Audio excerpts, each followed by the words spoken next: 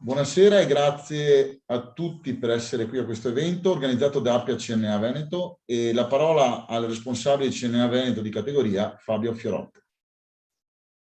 Buongiorno a tutti e bentrovati.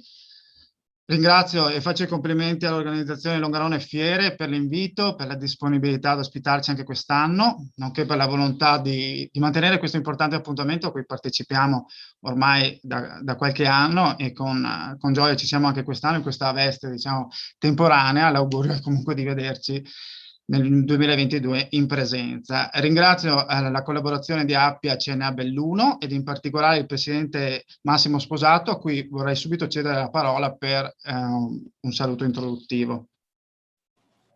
Grazie Fabio, intanto mi associo ai ringraziamenti a Longarone Fiere e soprattutto anche a CNA Veneto, EBA e Appia Belluno con tutta la struttura per aver organizzato un evento così importante che ancora di più in questo periodo è molto interessante da affrontare, che riguarda la parte del risparmio energetico. Ringrazio anche i relatori che interverranno con i loro argomenti, come dicevo prima, molto interessanti, e quindi vi passo la parola e non voglio portare via altro tempo. Grazie a tutti e buon proseguimento. Grazie al Presidente Sposato. Io do subito la parola per l'introduzione del convegno al nostro Presidente regionale Alessandro Conte. Buongiorno a tutti, un ringraziamento in particolare a tutti quelli che hanno partecipato a questo, a ottenere diciamo la capacità di mettere insieme questo parterre importante. Spero che si colleghi poi anche l'assessore regionale Giampaolo Bottaccin. Ringrazio Simone Deola, vedo anche che c'è Silvia De Turi di Enea, presidente Valeria Erba di Anit, poi anche il presidente della GBC Marco Mari, per cui importanti relatori insieme al nostro ingegnere Francesco Marinelli, che ci intratterranno proprio su un argomento importante che è quello della casa. È importante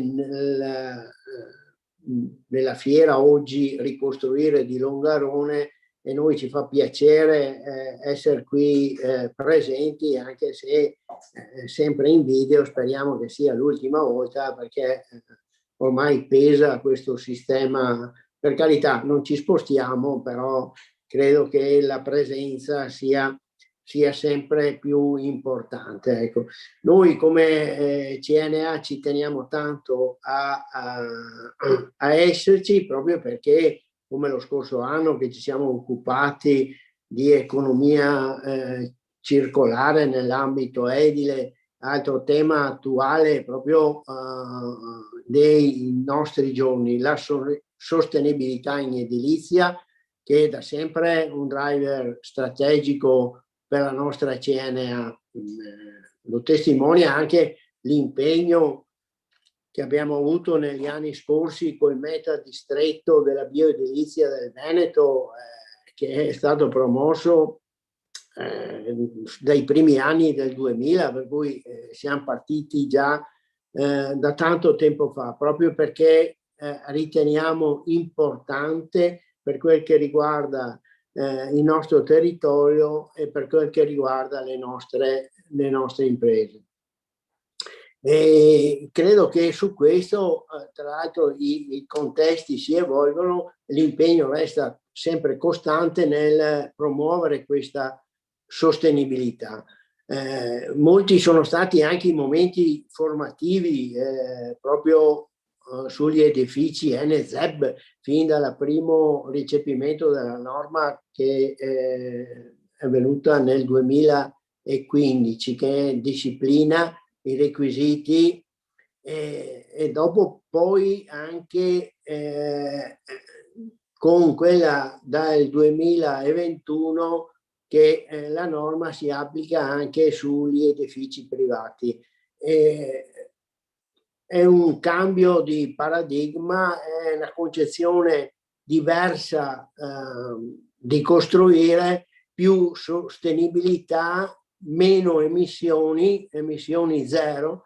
È una vera sfida, credo, che deve essere colta in positivo da tutti insieme, conciliando appunto la sostenibilità e la salubrità ambientale. È una sfida che vede insieme le nostre imprese, che da una parte devono continuare a formarsi, recepire i nuovi materiali, capire un po' le nuove tecnologie, e anche una sfida per le nostre associazioni, perché d'altro canto devono sostenere e accompagnare un po' nel percorso queste aziende, per cui è un lavoro importante. E su questo c'è di mezzo tutta quello che noi riteniamo importantissimo, che è il super bonus, che è un strumento importantissimo, anche se è un provvedimento che, come sappiamo, ha luci e ombre, problematiche e opportunità. L'opportunità credo la conosciamo tutti, perché riusciamo a collegare quello che è la gestione di un territorio, delle abitazioni che si possono evolvere con una potenzialità, come si diceva prima, di sostenibilità. Dall'altra parte però le criticità sono note, anche la burocrazia che è molto pesante, i rallentamenti che ci sono da parte degli uffici comunali, e tutta una serie poi di aggravanti che vanno soprattutto a colpire quelle che sono un po' le strutture un po' particolari, tipo i condomini. Ecco, anche su questo credo sia molto importante, e noi ci stiamo battendo con forza, proprio perché ci sia da una parte una semplificazione, ma crediamo soprattutto che ci sia un allungamento dei termini di questo beneficio, proprio perché se no non riusciamo a mettere insieme quelle che sono queste opportunità, soprattutto per i condomini, per quel che serve tempi più lunghi, e serve anche più capacità proprio di levare burocrazia per poter intervenire. E credo che su questo la nostra Regione Veneto ci sia fatta promotore di tutta una serie di opportunità, e anche cercando di ottenere sempre di più sostenibilità nel nostro territorio, visto che negli anni abbiamo costruito tanto, abbiamo costruito troppo, e per cui anche su questo credo che la nostra regione ha emanato la legge sul consumo del suolo, zero, importante per quel che riguarda il nostro territorio, anche perché se dobbiamo vocarlo sempre di più per un'abitazione che sia sostenibile, ma d'altra parte anche per riuscire ad avere degli ambienti più sani e anche più sostenibili, nei riguardi poi anche di una incentivazione del turismo su tutto il nostro territorio. E su questo credo che la nostra regione abbia anche in particolare la legge sul consumo del suolo, che prevede il finanziamento di programmi di rigenerazione urbana sostenibile, promossi dai comuni e approvati con l'accordo di programma. è un importante dispositivo che può attivare la riqualificazione di quelli che dicevamo prima, i contesti un po' difficili e particolari, e su questo proprio serve a nostro avviso un gran sforzo di coordinamento tra regioni, comuni e società civile, perché serve proprio una squadra per poter far partecipare a questa importante ristrutturazione soprattutto i condomini, perché io resto sempre dell'idea che gran parte delle strutture che devono essere risanate, rigenerate, siano proprio i condomini.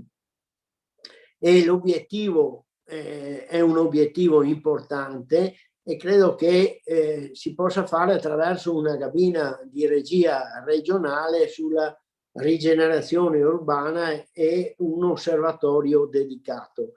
E su questo credo sia proprio importante, guardando con favore anche al recente disegno di legge sulla rigenerazione urbana, che mira altrettanto a un coordinamento delle iniziative regionali e una cabina di regia nazionale. Su questo la nostra associazione sta lavorando, sta spingendo, sta sensibilizzando tutta una serie anche di imprese e territorio. Noi siamo molto legati al territorio, la piccola impresa è legata al territorio, per cui su questo credo sia proprio importante per noi essere vicini a questa cabina di regia, essere vicini a quelle che sono le problematiche e soprattutto cogliere queste opportunità facendo squadra. E per cui ringrazio di nuovo tutti i relatori che entreranno nel merito dei contenuti e a tutti gli intervenuti, perché serve poi per la cultura generale che porti poi un beneficio alle imprese e al territorio. Vi auguro un buon lavoro a tutti. Grazie. Grazie Presidente. Hai fotografato, diciamo, abbastanza in modo, diciamo, esaustivo quel che è lo stato ad oggi del super bonus, che sappiamo non è ancora decollato. Tra l'altro proprio di qualche giorno fa sono i dati più aggiornati del Veneto, che da un lato, bisogna dirlo, siamo comunque i primi per cantieri con oltre 1.400 pratiche asseverate, addirittura il 13% del totale nazionale. 140 milioni di euro circa di detrazioni, che testimoniano sicuramente la vitalità del settore in Veneto. Dall'altra parte ben si capisce che 1.400 pratiche sono ovviamente un'inezia. Se consideriamo che i comuni sono intasati, lo sappiamo bene, con medie di 3 mesi, 2-3 mesi per ottenere appunto i documenti, con centinaia e centinaia di pratiche anche nei comuni più piccoli, è chiaro che 1.400 pratiche asseverate sono veramente ancora troppo poche. Peggio va ai condomini, come hai ben sottolineato. Infatti rappresentano solo il 9% delle pratiche ad oggi asseverate in Veneto. Stiamo parlando dell'ordine del centinaio di pratiche, veramente un'inezia. Sono quindi sostanzialmente al palo. Le criticità le conosciamo, dalla complessità degli interventi, il limite temporale, che adesso, dove si è messa una toppa recentemente con il fondo complementare al PNRR, ma stiamo parlando comunque di fine 2022 per i condomini. Sostanzialmente si sgancia solo quello che è il vincolo del 60% a giugno, ma restiamo comunque in un lasso di tempo ancora troppo risicato, in quanto non serve molto, diciamo, per fare un calcolo della serva e capire che tra 2-3 mesi per avere i documenti dai comuni, tempi di progetto, tempi di concessione, tempi di lavoro, che sulle riqualificazioni profonde, che sono quelle che almeno così auspichiamo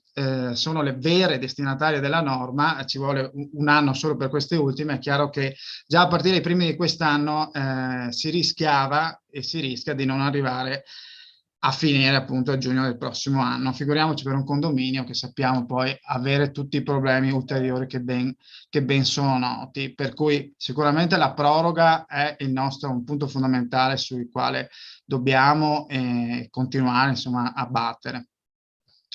Ci aspettiamo tra l'altro un decreto semplificazioni, anche su questo sembrava dovesse essere velocemente approvato e contenere tra l'altro una proroga. Sembra che la proroga non ci sia più, ma che restino le semplificazioni, ben vengano, visto che comunque altro dato di qualche giorno fa sono le 6.500 richieste di delucidazione all'Agenzia delle Entrate.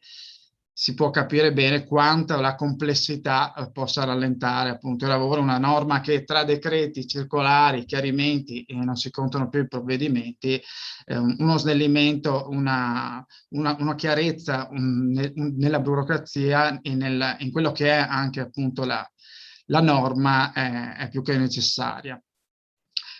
Direi di dare la parola quindi, in attesa dell'assessore Giampaolo Bottacin, che speriamo appunto ci raggiunga, al consigliere della provincia con delega all'ambiente, Simone De Ola, che ringrazio e saluto. Tra l'altro, come ben sappiamo, come ente di secondo livello, anche rappresentante del comunale, anche assessore comunale, quindi rappresenta il cuore pulsante delle istituzioni del territorio che poi sono in prima linea anche su questa importante sfida, e quindi da lui sicuramente un'impressione sulla norma e su questi nuovi edifici ANZEB.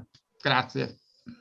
Grazie, buongiorno a tutti e grazie ancora dell'invito. Mi complimento anch'io con CNA e con Longarone Fiere, perché la sostenibilità è sempre da diversi anni ormai il tema centrale di questi incontri, e penso che ormai la maturità che c'è sia dalla parte del pubblico che dalla parte anche delle associazioni sia evidente.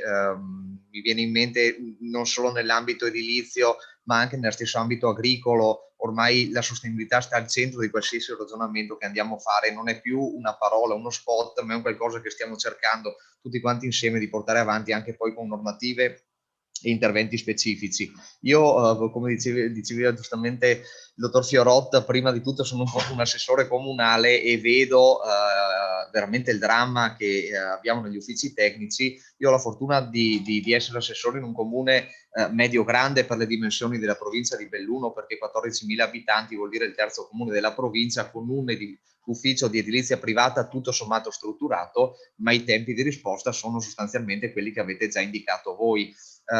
C'era sul tavolo del governo, ad esempio, la possibilità di assunzioni a tempo determinato di figure professionali, proprio per ovviare a quantomeno l'accesso agli atti e all'istruttoria di alcune pratiche, di cui però non abbiamo più sentito parlare, ma sarebbe veramente un toccasana, specialmente poi se queste assunzioni in deroga naturalmente agli indici di assunzione del personale, e anche con qualche semplificazione sul tipologia di figure, perché poi si pone il tema anche di chi andiamo ad assumere per 6 mesi per snellire le procedure di un ufficio. Ecco, mi auguro che veramente siano l'agenda del governo, perché altrimenti una misura che è stata sbandierata e che nelle sue potenzialità ha tantissimo, rischia di essere assolutamente inefficace, e anzi di far aumentare il malumore di quelli che giustamente sono i portatori di interesse economico nei confronti della pubblica amministrazione, che non riesce a dare risposte.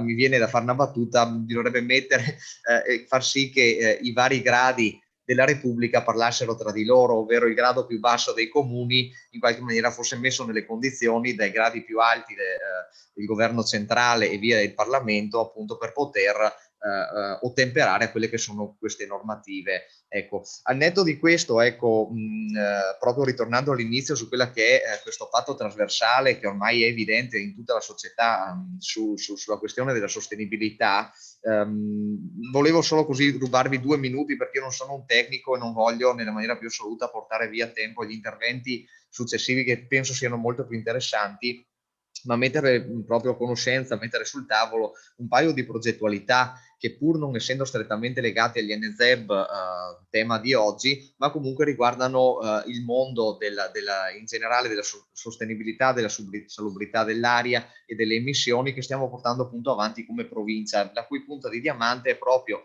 la certificazione Carbon Neutral, che abbiamo avviato da qualche settimana attraverso un protocollo con l'Università di Siena, ci sarà una prima fase di monitoraggio raccolta dati di 6 mesi che io mi auguro e immagino non ci porterà molto lontano da una sorta di parità, e a quel punto poi procederemo appunto con la certificazione che, ricordo per chi non fosse a conoscenza, è una certificazione che sostanzialmente va a creare un bilancio in termini di emissioni e di assorbimento di carbonio, di CO2 e di altri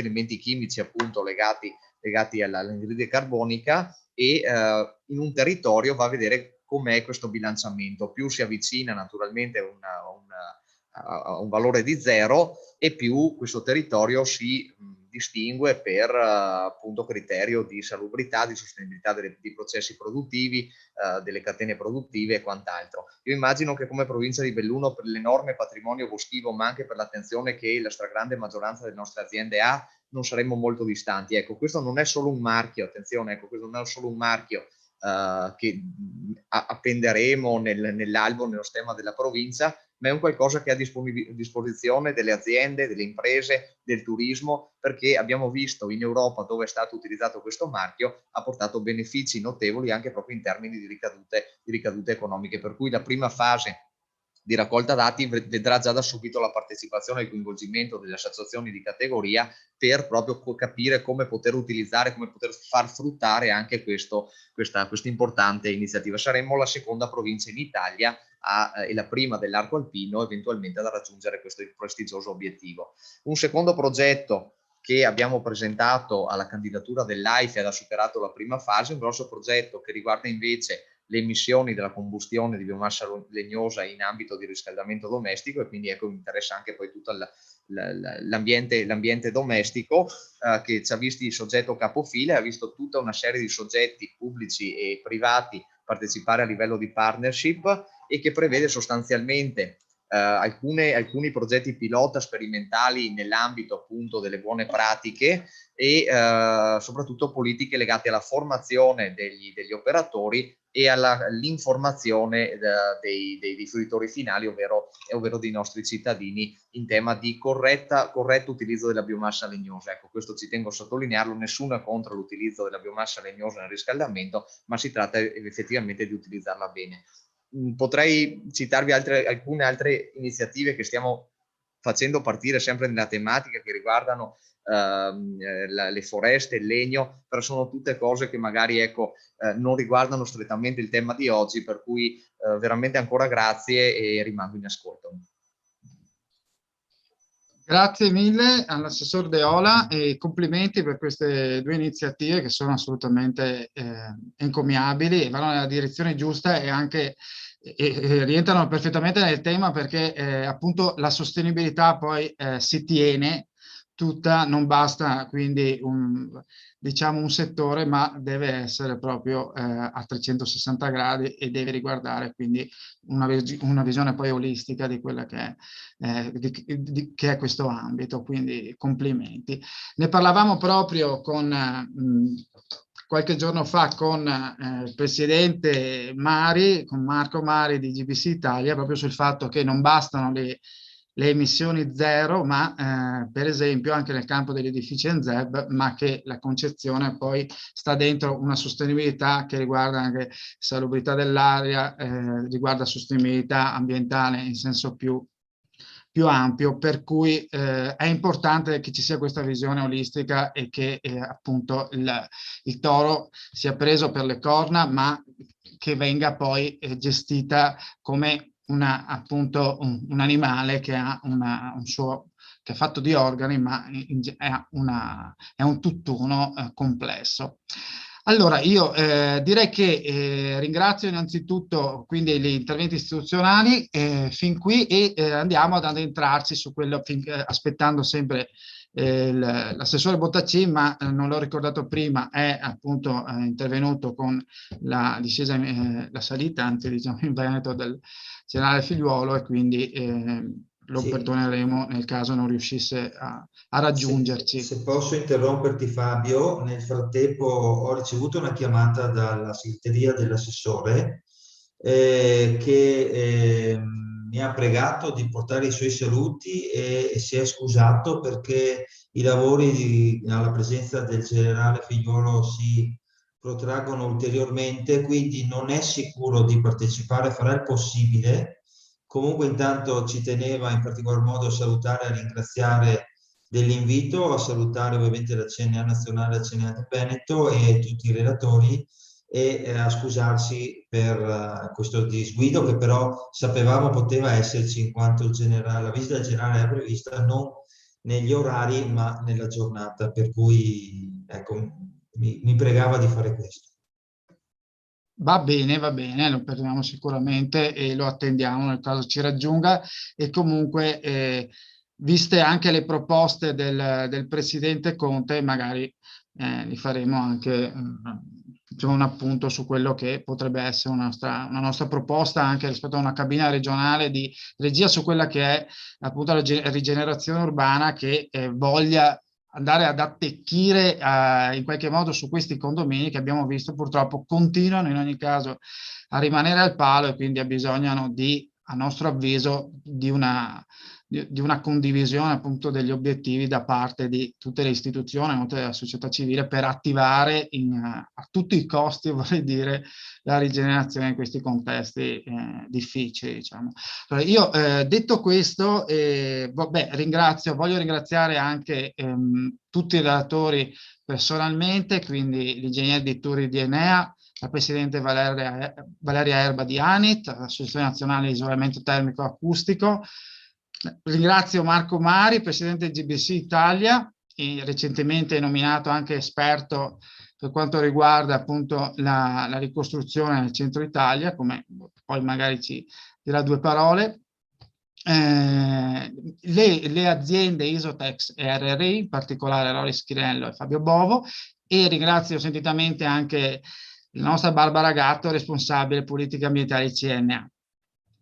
Non ultimo, ma gli lascio anche la parola al nostro ingegner Francesco Marinelli, preziosissima collaborazione che su questo come su tutti i temi che riguardano l'energia e le costruzioni e l'edilizia ci assiste. Abbiamo fin qui portato avanti tutte le logiche riguardanti il super bonus, ma in tempi vorrei dire non sospetti, ancora prima direi del recepimento del 2015 dei requisiti tecnici degli edifici NZEB, parlavamo e facevamo già convegni sugli edifici NZEB.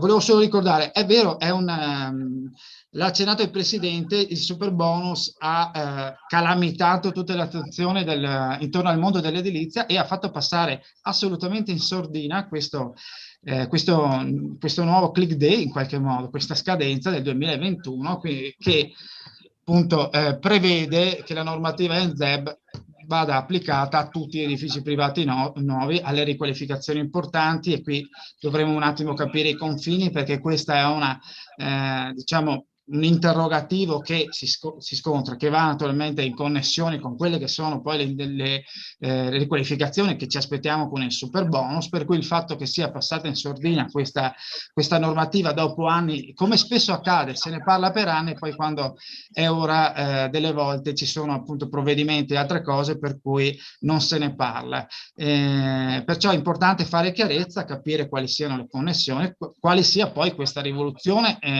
nel costruire che ci aspettiamo dall'INZEB, pur sempre mettendoci insieme gli aspetti della sostenibilità tutta e della salubrità, e quindi non solo delle emissioni zero.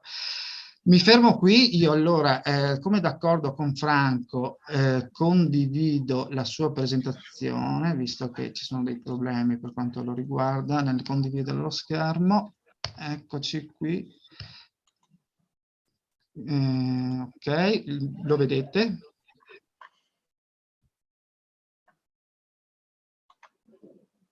Sì, allora buonasera a tutti, ringrazio la CNA e Longarone Fiere per l'invito. Cerco di essere breve, questa presentazione vuole servire solo a inquadrare alcuni temi. Quello dell'NZEB è un momento importante e, come diceva Fabio, diversi anni fa, quando abbiamo cominciato a parlare alle nostre imprese di quello che sarebbe successo nel 2021, quasi venivamo derisi, sembrava un'utopia. Alcune regioni hanno già da tempo anticipato questa scadenza e Enea da sempre attento a questo fenomeno, diciamo sta monitorando e ha proprio un compito istituzionale di dirigere questo processo verso edifici a emissioni quasi zero. È successa questa cosa nel momento in cui il superbonus effettivamente sta calamitando tutte le attenzioni. Ma il superbonus è una meteora, sappiamo che se va bene durerà fino al 2023 e ce lo auguriamo, ma poi rimarrà, e io spero, il tema del costruire in qualità, di aver imparato attraverso il 110 che magari bisogna progettare meglio, bisogna saper rispettare diciamo, requisiti tecnici e saper fare computi metrici, e su questo devo dire che si parla tantissimo di quelli che sono le problematiche della burocrazia, ma è diciamo, quello del 110 è ovviamente un provvedimento straordinario, che vengano pagati al 110% i costi di interventi per lo Stato non è una cosa, come dire, semplice, e che quindi ci sia un certo rigore nel verificare requisiti tecnici e costi di realizzazione, credo che sia giusto. Spesso vedo nei miei colleghi tecnici una certa incapacità di fronteggiare la complessità che viene poi chiamata burocrazia. Per cui io spero che passati attraverso il 110, quindi un po' istradati in questa cosa, semplicemente fare molta attenzione ai requisiti, alla qualità del costruire, divenga un modo concreto e continuativo di lavorare. Se purtroppo ti devo chiedere a Fabio di aiutarmi, quindi se va alla seconda diapositiva, volevo evidenziare proprio questo ruolo dell'Enea rispetto alla tematica degli ENZEB, e evidenzio questa bellissima pubblicazione dell'Enea, e magari poi non so se l'ingegner Silvia Di Turi ci farà riferimento, diciamo è una pietra miliare. Chi vuol conoscere nello specifico cosa vuol dire edificio ENZEB e qual è la realtà di questi edifici in Italia, è una pubblicazione del 2019, però è ancora molto attuale. Se andiamo all'altra diapositiva, Fabio, diciamo, estraendo da questa diapositiva si vede al 2018 che già erano presenti in Italia, qui vengono presi ad esempio 5 regioni, ma edifici ENZEB, quindi non è che non sia successo niente e che questa tematica sia passata. In Veneto già nel 2018 erano stati realizzati 256 interventi e così via. Quindi diciamo ci si è avvicinati con la consapevolezza che il 2021 sarebbe diventato il momento cruciale. Se andiamo all'altra diapositiva, e qui diciamo due domande che poi lascerò ai relatori.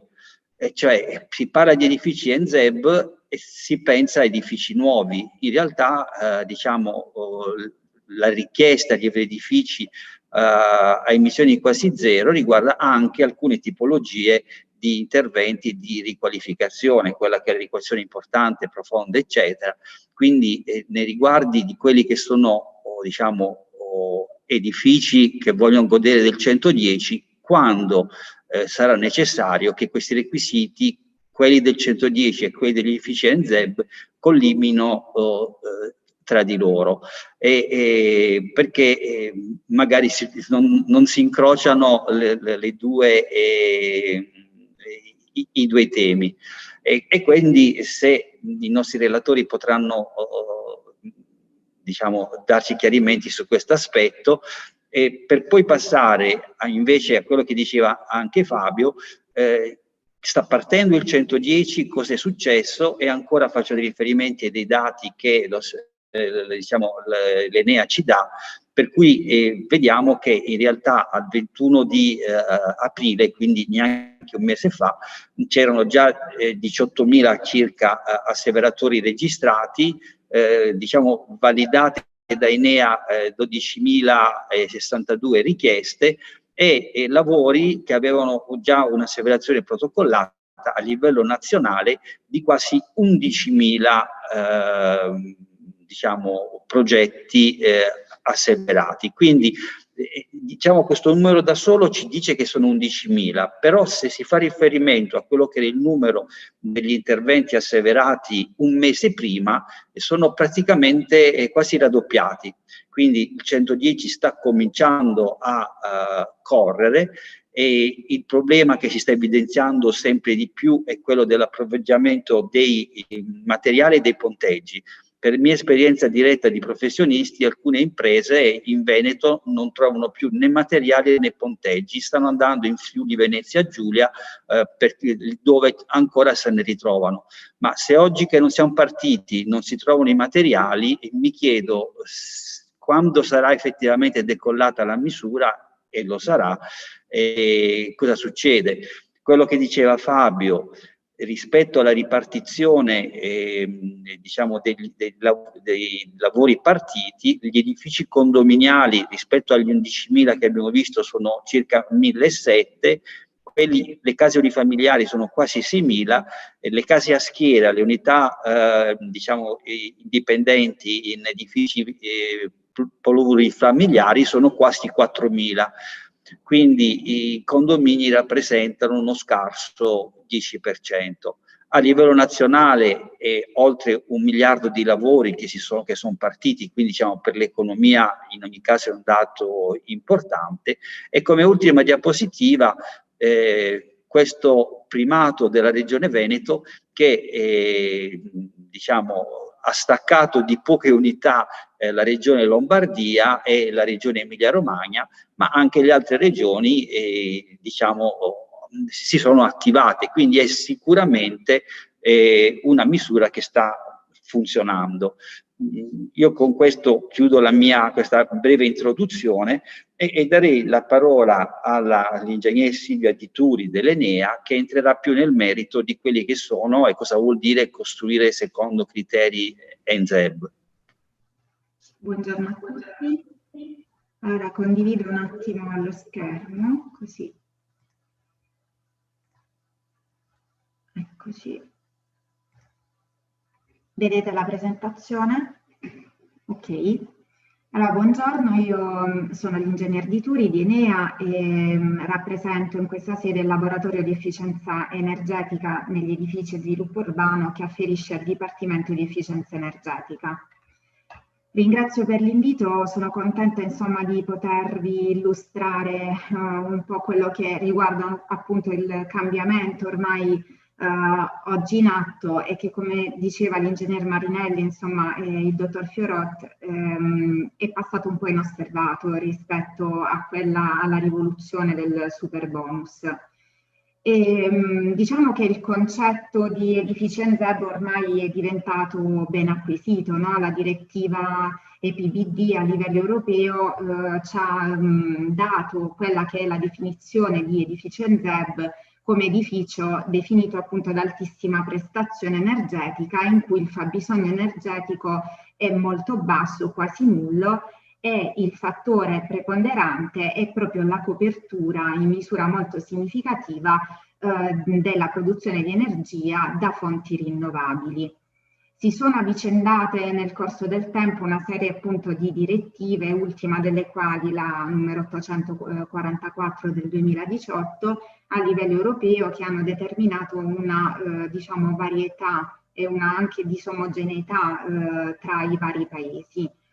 L'Italia nello specifico si è posta l'obiettivo di un parco decarbonizzato al 2050 coerentemente con gli obiettivi dell'Unione Europea e l'ha fatto diciamo promuovendo degli strumenti come ad esempio il PANZEB, no? Il piano di azione nazionale per incrementare appunto gli edifici NZEB, anche perché attualmente il settore civile rappresenta appunto il responsabile di circa il 40% di tutto il fabbisogno energetico nazionale. Il quadro normativo italiano quindi fa riferimento per gli edifici NZEB a due decreti che conosciamo tutti, ovviamente il decreto requisiti minimi del 26 giugno 2015 e il decreto legislativo del 28 marzo, il numero 28 del 2011. Questi due decreti sono fondamentali per quella che è la definizione degli edifici NZEB. Edifici NZEB sono considerati infatti tutti gli edifici di nuova costruzione esistenti e il decreto ministeriale, un po' per rispondere alla domanda che poneva il dottor Marinelli, il decreto requisiti minimi ci dice che per gli edifici NZEB devono essere contemporaneamente rispettati tutti i requisiti ormai fissati al 2021 per gli edifici nuovi e sottoposti a ristrutturazioni importanti di primo livello e in contemporanea tutti gli obblighi di integrazione delle fonti rinnovabili per i nuovi edifici o gli edifici sottoposti a ristrutturazioni rilevanti, come ritroviamo nel decreto legislativo 28 del 2011. Ecco, in questo caso c'è già da discutere sulle definizioni di ristrutturazioni di edifici di nuova costruzione e di ristrutturazione in particolare, importante di primo livello e ristrutturazione rilevante. Quello che si può dire è che gli edifici di nuova costruzione sicuramente saranno NZEB e lo sono già a partire dal gennaio 2021. Per quanto riguarda le ristrutturazioni c'è la clausola appunto da rispettare del decreto legislativo 28 che parla quindi di ristrutturazioni rilevanti per gli edifici con superficie utile superiore a 1000 metri quadri e soggetti a ristrutturazione integrali degli elementi edilizi costituenti l'involucro, oppure per gli edifici esistenti soggetti a demolizione e ricostruzione anche in manutenzione straordinaria. Quindi l'edificio NZEB è quello che rispetta entrambe le prescrizioni e in particolare per quanto riguarda il decreto requisiti minimi esso pone una serie di indicazioni su quelli che sono i parametri da considerare, tra cui ad esempio il coefficiente medio globale di scambio termico per trasmissione, per unità di superficie disperdente, l'area solare equivalente estiva per unità di superficie utile, poi le vedremo un attimino nel dettaglio, l'indice di prestazioni termiche, quindi sia per il riscaldamento che per il raffrescamento, le efficienze medie stagionali per la climatizzazione invernale, estiva e per i servizi di acqua calda sanitaria e l'indice di prestazione globale. Quindi questi sono i parametri fondamentali che vengono elencati nel decreto requisiti minimi. In più va garantita una certa copertura da fonti rinnovabili. Allora, punto cardine, che è un po' quello che è stata la rivoluzione del decreto ministeriale requisiti minimi, l'introduzione del famoso edificio di riferimento. Un edificio, cioè, che viene preso appunto a riferimento per il calcolo delle verifiche che ogni edificio NZEB deve assolvere e che è identico all'edificio reale in termini ovviamente di geometria, volume, superficie, orientamento, ubicazione territoriale, destinazione d'uso e situazione al contorno, ma che ha delle caratteristiche termofisiche ben fissate, predeterminate e che ritroviamo nell'appendice A dell'allegato 1 del decreto. In particolare queste caratteristiche fanno riferimento sia a parametri di involucro che a parametri di impianto, di efficienza degli impianti. Per quanto riguarda i parametri di riferimento dell'involucro, vengono fissate per l'edificio di riferimento e vengono fissate delle trasmittanze che sono appunto tipiche di tutti i componenti dell'involucro edilizio e si differenziano per zone climatiche. E in più viene fissato il valore di trasmissione solare totale per i componenti finestrati pari a 0,35. Gli stessi valori di trasmittanza vengono seguendo le metodologie di calcolo prestabilite dalle norme tecniche sia per quanto riguarda le strutture delimitanti lo spazio riscaldato verso ambienti non climatizzati, sia per quanto riguarda le strutture rivolte verso il terreno, ovviamente facendo riferimento nel primo caso alla norma UNI TS 11300 parte 1, nel secondo caso invece calcolando i valori di trasmittanza in base alla norma UNI ENISO 13370. Inoltre, per le strutture opache verso l'esterno, per l'edificio di riferimento viene considerato il coefficiente di assorbimento solare dell'edificio reale, quindi di quello che stiamo andando ad analizzare. Per quanto riguarda l'impianto, invece, l'edificio di riferimento è caratterizzato dagli stessi impianti dell'edificio reale e da efficienze medie che vengono utilizzate, afferenti sia ai sottosistemi di utilizzazione che ai sottosistemi di generazione e che vengono dettagliati, a seconda delle tipologie dei vari sistemi di generazione. Qui vi ho riportato le tabelle che sono presenti appunto nell'appendice A dell'allegato 1 del decreto. Allora, cosa è quindi fondamentale? Rispettare determinate verifiche, appunto questi requisiti che vengono richiesti dal DM requisiti minimi, che innanzitutto richiede il rispetto di alcuni limiti. In particolar modo, oltre a richiedere le verifiche termoigrometriche, ovviamente per le varie strutture, richiede ad esempio per l'involucro che l'H', quindi il coefficiente medio globale di scambio termico, rispetti effettivamente un valore limite tabellato che la norma fornisce e che è funzione della zona climatica e del rapporto di forma. Quindi del rapporto tra superficie disperdente e volume dell'edificio. In più richiede che l'area equivalente estiva dell'edificio rapportata alla superficie utile sia minore sempre del valore limite tabellato da norma. E in questo caso molta attenzione, ad esempio, bisognerà dedicarla alla progettazione di schermature, di quella che è la schermatura dell'edificio e quindi che appunto ci aiuta nel preservare la prestazione dell'edificio stesso.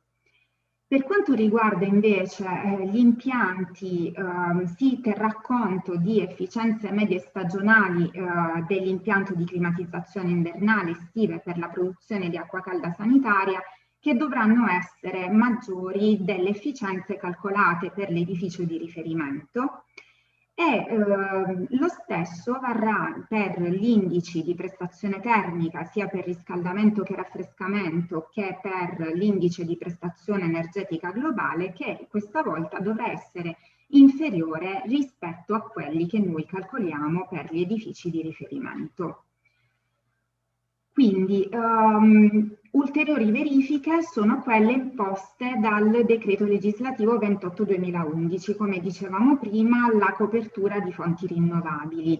Ad oggi si richiede la copertura del 50% del fabbisogno di acqua calda sanitaria, del 50% del fabbisogno totale di acqua calda sanitaria, riscaldamento e raffrescamento, e che la potenza elettrica degli impianti alimentati da fonti rinnovabili sia calcolata appunto come un 50° della superficie impianta dell'edificio a livello del terreno.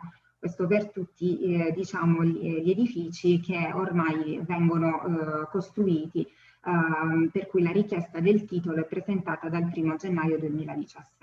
Ovviamente questi requisiti sono molto più stringenti per gli edifici pubblici, con una maggiorazione del 10% per quanto riguarda la copertura di energia da fonti rinnovabili.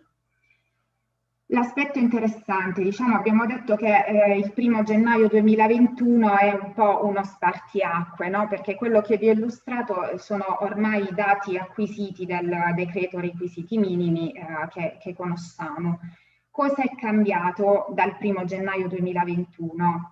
Allora, innanzitutto esiste l'obbligo NZEB per i casi che abbiamo visto all'inizio, quindi sicuramente per le nuove costruzioni l'obbligo NZEB viene esteso agli edifici privati, mentre al 2019 coinvolgeva tutti gli edifici pubblici. E cosa cambia? Cambiano le caratteristiche termofisiche dell'edificio di riferimento, quei valori di trasmittanze che abbiamo visto in realtà sono quelli aggiornati attualmente al 1° gennaio 2021. Questo in cosa influisce nelle verifiche che vi ho illustrato? In realtà le verifiche restano le stesse, cioè quelle che abbiamo fatto finora per assolvere i requisiti minimi restano identiche. Quello che cambia è l'edificio di riferimento e quindi cambiando l'edificio di riferimento, le caratteristiche termofisiche dell'edificio, cambiano i valori di confronto. Quindi, per esempio, l'indice di prestazione, l'EPH, quindi per invernale di riscaldamento, ovviamente risulterà nell'edificio di riferimento molto più stringente, in quanto le trasmittanze dell'involucro hanno valori assolutamente più bassi e quindi più stringenti. Quindi, per farvi un esempio, no, se l'edificio NZEB è realizzato prima del gennaio 2021, poteva avere un indice di prestazione per riscaldamento leggermente superiore rispetto a quello che andiamo a realizzare dopo il 1° gennaio 2021, proprio perché il nostro valore limite si è abbassato. Scusate. E questa è sostanzialmente, diciamo, quello che rappresenta la data del gennaio 2021 come spartiacque, no?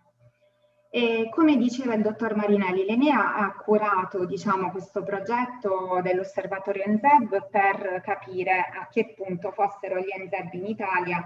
Il Veneto spiccava, insomma, per essere già all'avanguardia già negli anni 2016-2018, che è, diciamo, il periodo che ha riguardato il censimento fatto attraverso l'osservatorio NZEB. Ovviamente si tratta di percentuali ancora molto bassi. Attualmente l'Enea ha anche avviato diciamo, il portale del SIAPE, è stato pubblicato da poco, che è il sistema informativo che racchiude tutti gli attestati di prestazione energetica. Questo, diciamo, in futuro ci potrà essere utile per dare una stima di quelli che saranno gli edifici NZEB, insomma del numero di realizzazione degli edifici, per i quali comunque attualmente si rileva ovviamente un trend positivo, lo si rilevava già negli anni dal 2018 in poi. Quello che si notava fondamentalmente era una scarsa, diciamo, differenziazione dei vari set di tecnologie che venivano utilizzate, scarsa differenziazione a seconda delle varie zone climatiche, no? Il contesto climatico è molto importante, però diciamo si notava una certa omogeneità in quelle che sono sia le tecnologie di involucro che quelle di impianto analizzate, per esempio no, le pompe di calore, aria-acqua o comunque sistemi di caldaia e condensazione e quant'altro.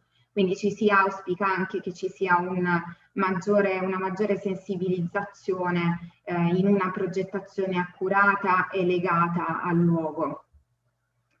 Vi volevo presentare inoltre, insomma, per concludere un po' il mio intervento, quelle che sono due esempi che abbiamo, insomma, che vi vado ad illustrare di realizzazioni di due diversi edifici NZEB. Questa è stata realizzata dal gruppo Edilvi, che ci ha gentilmente fornito, insomma, del materiale illustrativo. E più che altro interessante questo caso, si tratta di una demolizione e ricostruzione di una villa unifamiliare risalente agli anni 60. In questo caso cosa è stato fatto? È stato praticamente ricostruito l'intero edificio a partire dall'involucro e quindi tutte le strutture di pareti verticali, le strutture della copertura, sono stati installati serramenti altamente performanti ed è stato inserito un impianto a tutt'aria più integrato con sistema fotovoltaico e con sistemi domotici intelligenti. Questa è la realizzazione. L'aspetto interessante è il raggiungimento della classe A4 come classificazione energetica dell'edificio. L'edificio risulta NZEB anche, e ovviamente è stato migliorato dal punto di vista sismico, e in questo caso è stato possibile anche ricorrere a quelli che sono diciamo, gli incentivi con il nuovo decreto, e in questo caso applicando il meccanismo dello sconto in fattura. Quindi diciamo sono interventi effettivamente realizzabili che ci dimostrano che qualcosa si sta muovendo in questo senso, e che sì, ovviamente le case unifamiliari sono quelle che stanno spingendo, no, molto. Per i condomini la situazione è molto più difficile. Il secondo caso che invece vi illustro in realtà è del 2016, quindi non erano ancora attivi gli strumenti odierni di incentivi e di detrazioni fiscali. Tuttavia è interessante perché questo invece è un caso di condominio, di cui praticamente è stata realizzata dal gruppo ENAP. E in questo caso ci sono stati varie tipologie di intervento, quindi adeguamento sismico, ampliamento con il piano casa, si è passati da 3 appartamenti a 9 appartamenti, e il rifacimento completo di tutto l'involucro degli impianti. È stata lasciata soltanto la struttura della scala in fondazione. Quindi diciamo i progettisti già all'epoca in maniera un po' avanguardistica hanno assolto alla classificazione NZEB, tanto da realizzare un involucro altamente performante. Vedete, i valori di trasmittanza già rientravano nei limiti attuali di norma, sia per le murature che per la copertura e per il sistema dei serramenti. In più è stato realizzato un impianto centralizzato sia per riscaldamento e raffrescamento che per l'acqua calda sanitaria. È stato implementato l'impianto di ventilazione meccanica controllata, e il tutto integrato con ovviamente quello che è diciamo, la parte fondamentale di un edificio NZEB, quindi le fonti rinnovabili, quindi collettori solari per l'acqua calda sanitaria e pannelli fotovoltaici per la produzione di energia elettrica. Ovviamente l'edificio è stato dotato anche di un sistema domotico di controllo e dell'illuminazione appunto con tecnologia LED. I costi di realizzazione stimati per questo edificio sono stati di circa 1.600 euro a metro quadro, che può sembrare anche un costo basso, però diciamo ci dà l'idea del fatto che poi alla fine gli NZEB siano effettivamente realizzabili. Questo è lo studio diciamo, che abbiamo condotto recentemente su costi che abbiamo calcolato per vari edifici monofamiliari e plurifamiliari, e un costo medio ovviamente al netto degli oneri di progettazione e quant'altro, quindi considerando soltanto involucro impianti e senza meccanismi di incentivo, si aggira più o meno appunto intorno ai 1.600 euro a metro quadro. Quindi in conclusione fondamentale è ovviamente l'adottare una progettazione integrata che rispetti i requisiti minimi, ma che, come è stato messo in evidenza insomma dai relatori, che concili ovviamente condizioni di comfort, di salubrità dell'aria. Quindi non dimentichiamoci, no, che la norma è soltanto il punto di partenza per realizzare gli NZEB. Dal punto di partenza insomma bisogna migliorare e tener conto di tutti gli aspetti che garantiscono la qualità di vita all'interno degli edifici e la tutela dell'ambiente, e quindi fondamentale anche la massimizzazione dell'utilizzo di fonti rinnovabili. io avrei concluso, vi ringrazio per l'attenzione, qualsiasi informazione insomma sono a disposizione. Grazie all'ingegnere Di Turi per la chiarezza della informazione che ci ha portato e anche per averci dimostrato la fattibilità degli interventi, degli esempi concreti e anche un livello di costo medio che non è molto differente dai costi di costruzione attuali, quindi non stiamo parlando di qualcosa di utopico, ma di qualcosa di concreto che può essere fatto e che in questo momento deve essere fatto. E quindi do la parola all'ingegner Valeria Erba, presidente dell'ANIT, che ringrazio non solo per la sua presenza di oggi, ma per la sua presenza in numerosissimi webinar a cui io personalmente ho assistito e devo dire sempre con delle presentazioni chiare, esaustive, a rimarcare gli aspetti tecnici, cosa che contraddistingue l'ANIT da sempre, ma che trova proprio espressione nell'ingegnere Erba.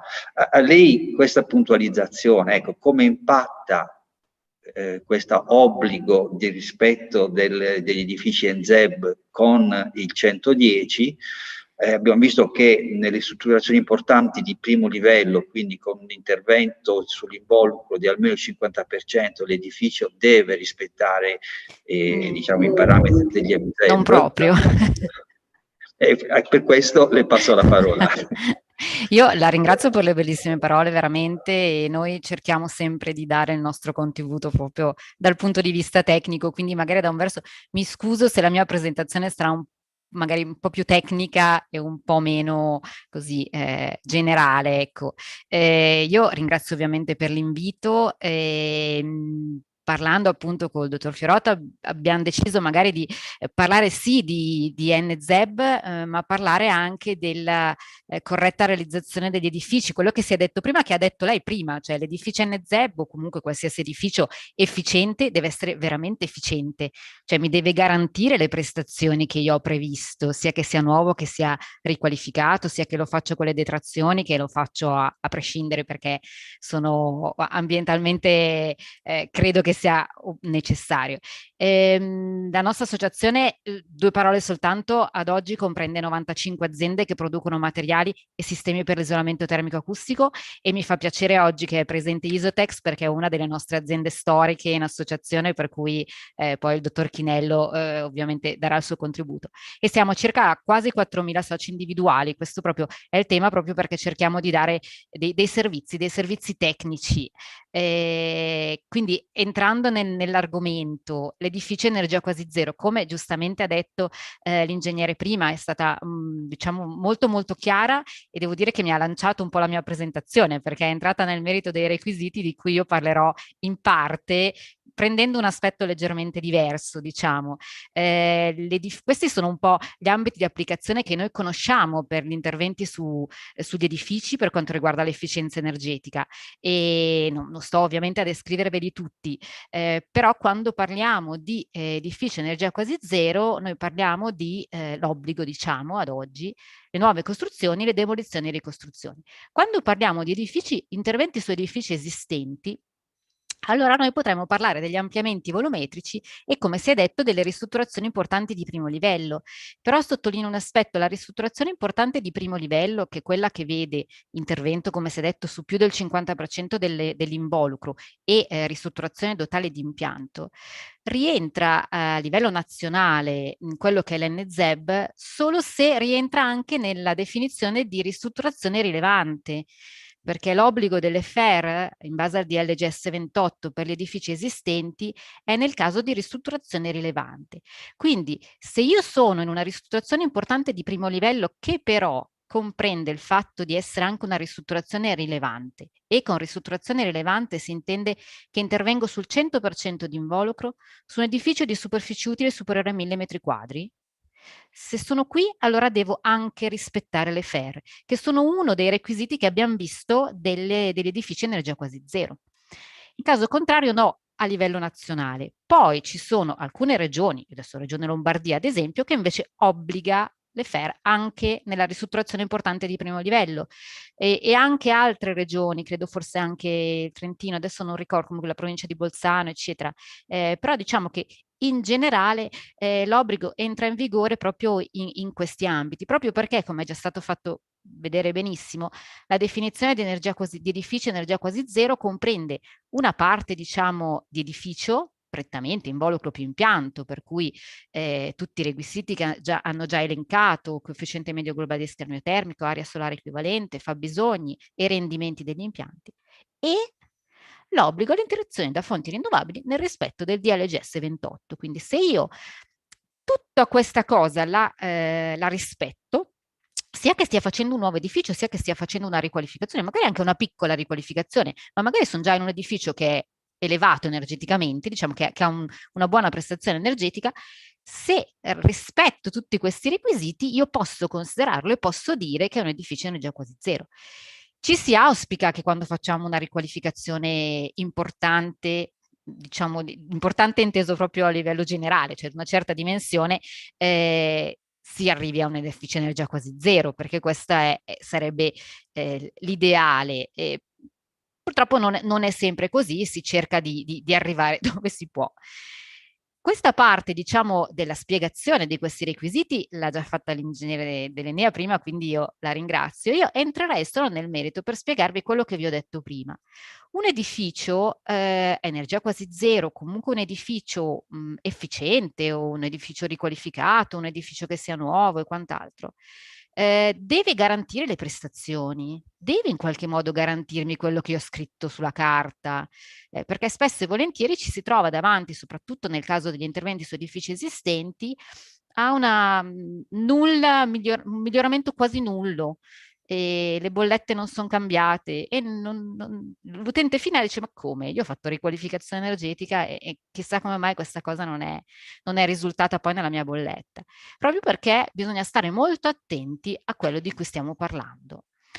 Abbiamo detto che i requisiti e entro più che altro nei requisiti che riguardano l'involucro del mio edificio, perché io credo che alla base di tutto nulla togliere agli impianti efficienti e alle fonti rinnovabili, ma l'energia più green è quella risparmiata, è quella che non devo neanche richiedere, per cui è fondamentale a nostro parere che alla base ci sia un edificio efficiente, un edificio che disperda il meno possibile, tant'è che i requisiti di coefficiente medio globale di scambio termico e anche i requisiti di fabbisogno previsti per l'edificio energia quasi zero tengono conto di prestazioni di involucro particolarmente restrittive, più mi viene da dire forse che quelle richieste per l'impianto quando facciamo l'edificio di riferimento.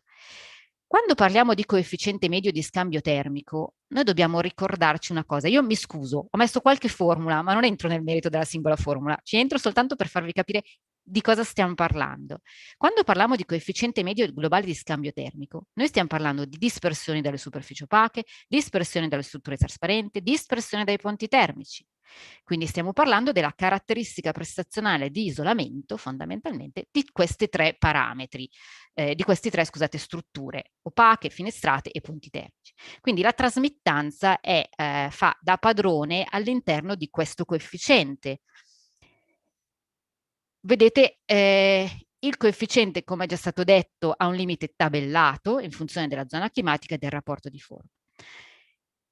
Vedete come le trasmittanze sono fondamentali.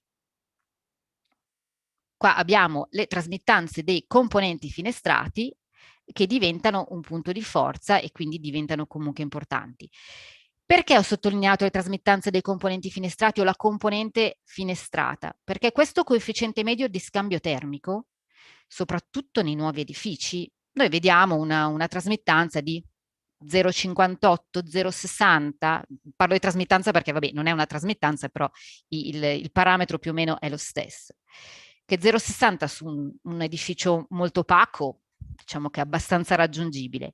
Se noi pensiamo a edifici molto finestrati, quest'obbligo sta limitando molto la progettazione di edifici fortemente finestrati, perché è un obbligo sul nuovo che sta diventando una problematica che bisognerà poi in qualche modo risolvere, o comunque magari verrà risolta o magari resterà così, perché poi l'obiettivo in realtà del Ministero è sempre stato quello di dire che io abbia un edificio opaco, che abbia un edificio finestrato, io devo avere la stessa efficienza energetica.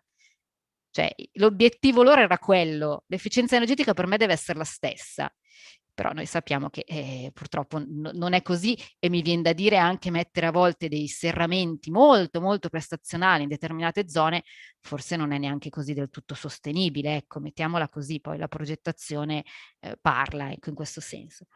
Sul discorso invece dei fabbisogni, quindi del limite sul fabbisogno involucro impianto piuttosto che fabbisogno invernale di involucro, fabbisogno estivo di involucro, cioè PHNID e PCD, è già stato detto che si fa una valutazione con un edificio di riferimento al quale vengono imposte delle caratteristiche di riferimento, particolarmente prestazionali, come ho detto, per i componenti di involucro, a mio parere, più che per i componenti di impianto.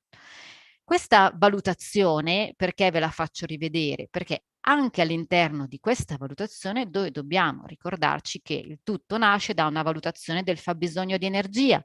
Stiamo facendo un calcolo, stiamo cercando di capire qual è il fabbisogno di energia per riscaldamento, raffrescamento o involucro impianto. All'interno di questo calcolo io cosa ho? Un bilancio mensile, vado a valutare la componente maggiore, è quella per trasmissione sempre, quel QHTR che vedete lì. Per calcolare gli scambi termici per trasmissione io torno a quello che è il mio coefficiente di scambio termico, che è l'H'(T) che abbiamo visto prima, più o meno a grandi linee. Poi per le varie funzioni, quando parliamo di scambio termico verso l'esterno, parliamo appunto di questo HD cosiddetto. E come viene valutato? L'abbiamo già detto prima, viene valutato come una valutazione sulle dispersioni dell'opaco, dispersione dei componenti trasparenti e dispersione dei ponti termici.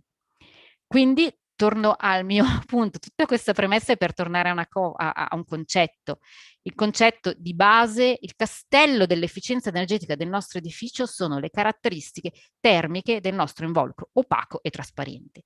Rimanendo sul discorso dell'involucro opaco, la caratteristica essenziale ovviamente è la trasmittanza della mia componente, e nella trasmittanza dei miei componenti principale responsabile è il materiale isolante. Cioè, in una stratigrafia quello che fa padrone è il materiale isolante che mi definisce effettivamente la prestazione energetica. Per cui tutto questo per dire che cosa?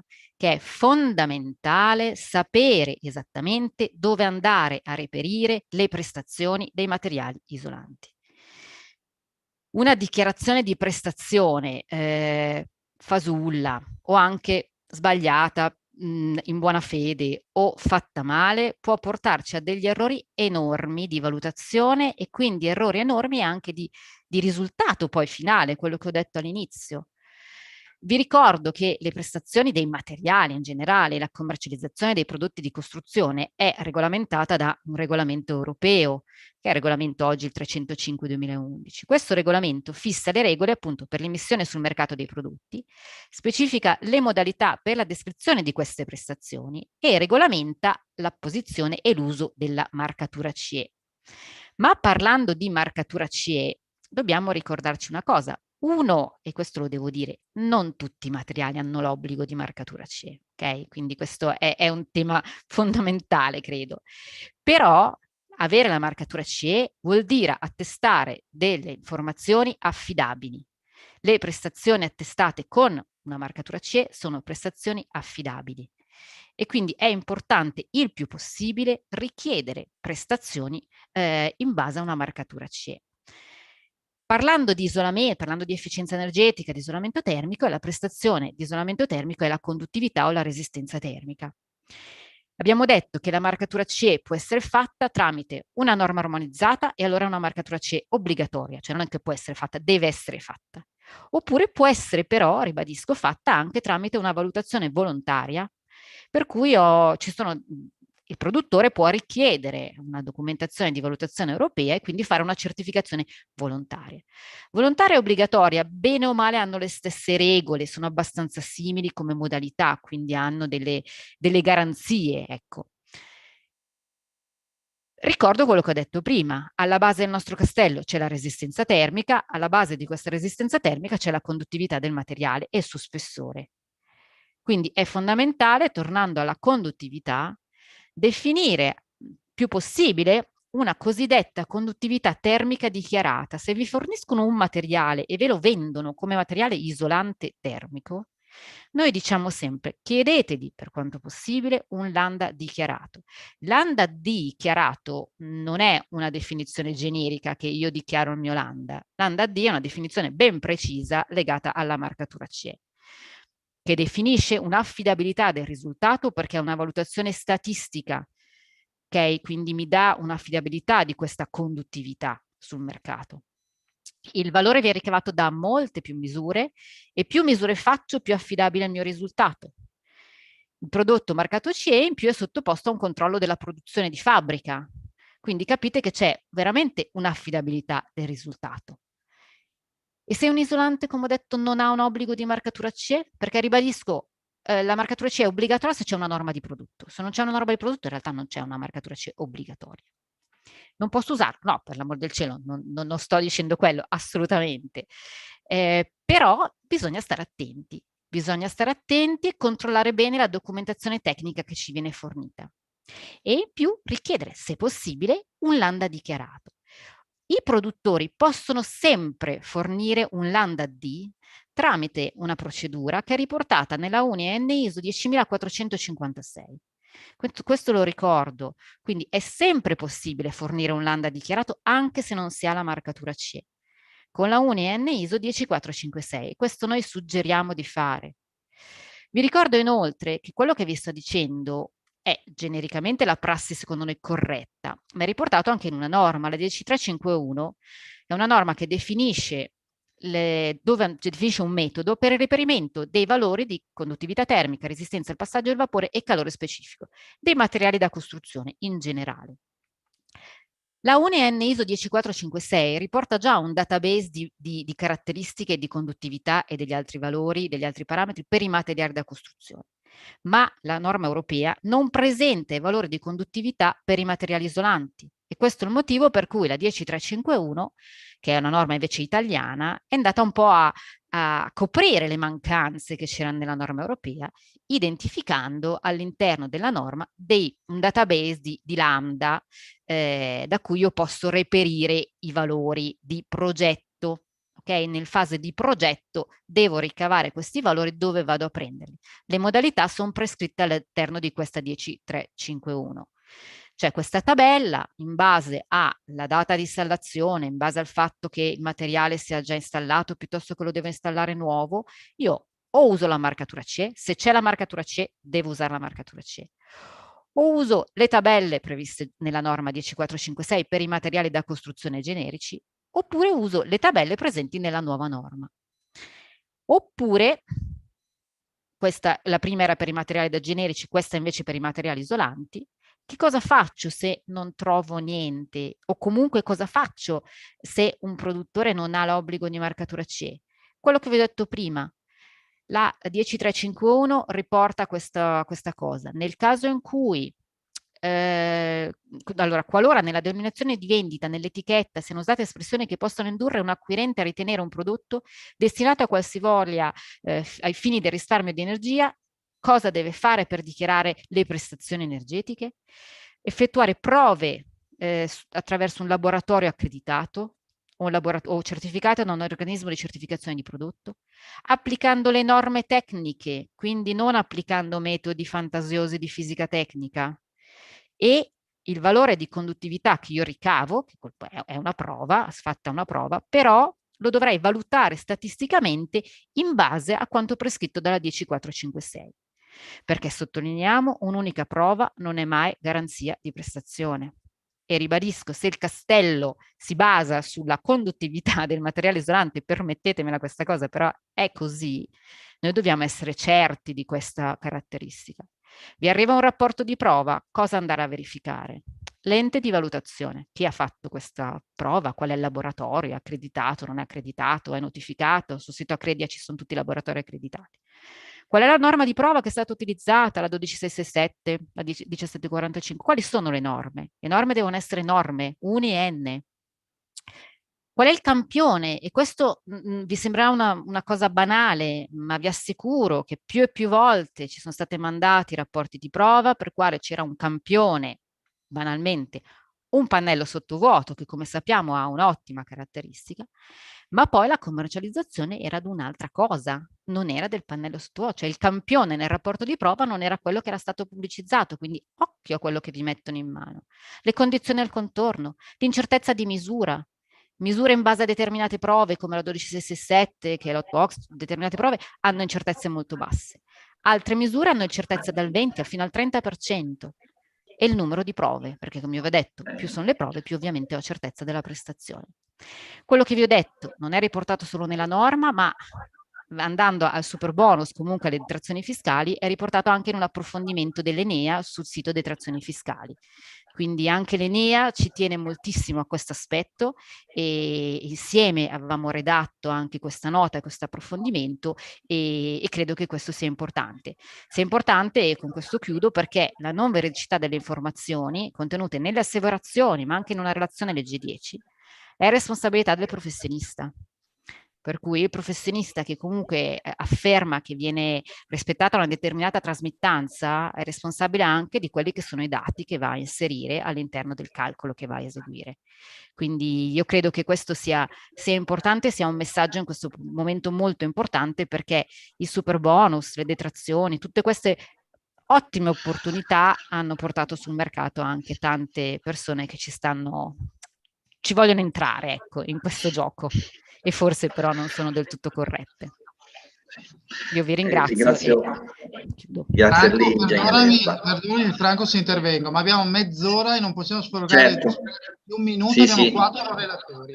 Lo stavo giocare a 5-6 minuti l'uno, purtroppo non si sapeva non poter sforare neanche 5 minuti proprio, quindi mi scuso con tutti, ma dobbiamo far parlare tutti assolutamente. Quindi... Allora cediamo subito la parola a Marco Mari, che saluto e ringrazio per la presenza, e credo che anche l'intervento dell'ingegnere Erba abbia rievocato in lui, in qualità di ex certificatore, una serie di problematiche, ma quello di cui Marco Mari si occupa ora è essenzialmente la qualità della costruzione, la salubrità, il benessere, e che devono essere perseguiti sempre e comunque, e quindi la parola a Marco su questi temi. Intanto ringrazio le Fiere di Longarone, CNR Veneto e Nazionale per l'invito. Chiaramente è la seconda volta che fanno questo errore chiamandomi e io ne sono particolarmente contento che continuino, no? Però diciamo che errare è umano, perseverare no, caro Fabio. Proverò a stare in 5-6 minuti, evito qualsiasi slide per portare alcuni messaggi che mi auguro siano positivi. Bellissimo parlare alla fine di questi belli interventi, perché hanno dato degli spunti veramente centrali, e provo a riportare un minimo a sintesi alcuni elementi. Intanto diciamo che il presidente Conte sul tema della sostenibilità, credo abbia detto più volte sostenibilità che altre parole in assoluto, quindi diciamo che CNA Veneto, ma CNA Nazionale, la Barbara Gatto, credo sia in perfetta linea. Il tema della sostenibilità abbiamo capito tutti che pervade la necessità, che un tempo veniva chiamata buona qualità delle opere, insomma, no? Buona regola d'arte. Oggi si tratta realmente di questo, di mettere a segno delle opere che in qualche modo rispondono alle esigenze dell'uomo, ma anche alle esigenze dell'ambiente. Andando avanti, sono tanti gli spunti che venivano, che anche Marinelli dava, l'assessore Deola dava. Sicuramente di Marinelli mi viene da pensare, io accenno al tema della necessità di fronteggiare la complessità, no? Che è stato visto e detto più volte. Allora, per essere coerenti a questo, e mi rifaccio alla bella relazione non solo di Turri, ma di Valeria Erba, dice dobbiamo avere un quadro un po' chiaro, perché al momento abbiamo un quadro un po' arlecchino, mi viene da dire, no? Una regione o un'altra che leggono in un modo o in un altro determinate cose. E diceva giustamente, guarda, stiamo andando di fronte a un pensiero molto forte legato non solo all'NZEB, al 110, che parlano alla fine di involucro e impianto. Poi se vogliamo il 110% ci aggiunge anche il tema della resilienza, ma stiamo parlando di quello. E alla fine però la Erba dice, oh guarda che alle volte però succede che le bollette non cambiano. Già, succede proprio che le bollette non cambiano. E se dovessimo andare avanti a riflettere, succede che per quanto giustamente evidenziato, anche il miglior prodotto, se usato male, è un'arma contundente. È certo che deve essere marcato CE o quanto più possibile con indicazioni e caratteristiche chiare, ma verrebbe da porsi la domanda, ma in un sistema edificio quali caratteristiche? Perché esistono le caratteristiche prestazionali e poi esistono le caratteristiche energetico-ambientali, ad esempio richieste da quelli che sono i protocolli energetico-ambientali che oggi stanno andando a definire la qualità del sistema edificio.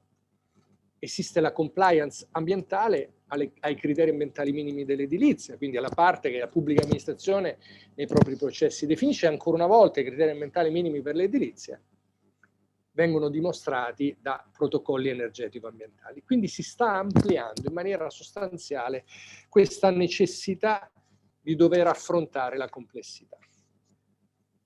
Come possiamo uscirne? Soprattutto il punto è quali sono le indicazioni che ci troviamo di fronte oggi, quelle concrete. Dobbiamo reinventarci la strada noi o ce l'hanno già tracciata? E chi, nel caso? Allora, io continuo a sottolineare il termine sistema edificio. All'interno di questa visione ne usciamo vincenti per più motivi. Primo, perché non so se vi è capitato di vedere che quando è stata presentata a novembre la Renovation Wave, che introduce il 37% dei fondi stanziati dal Next Generation Europe, quelli per la rigenerazione edilizia, nella stessa medesima giornata ed evento è stata presentata la revisione 2 del sistema di reporting europeo, attualmente in bozza, che si chiama Levels.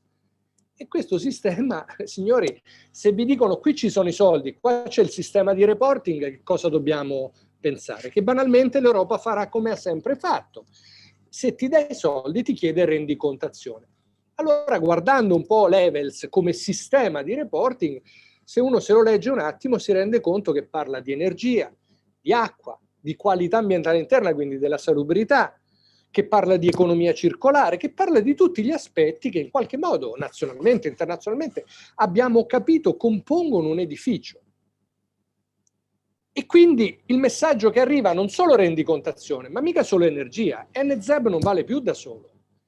Noi stiamo continuando a perorare degli approcci che sono molto vecchi riguardo a quello che è già presente e posso dire che ci verrà in qualche modo obbligato. E allora alla Erba dico giustamente, ma non solo le caratteristiche prestazionali, ma magari ci sono N+1 certificazioni o caratteristiche ambientali, tra cui il materiale riciclato e quant'altro, che danno valore al tuo prodotto, in quell'ottica un valore molto più importante.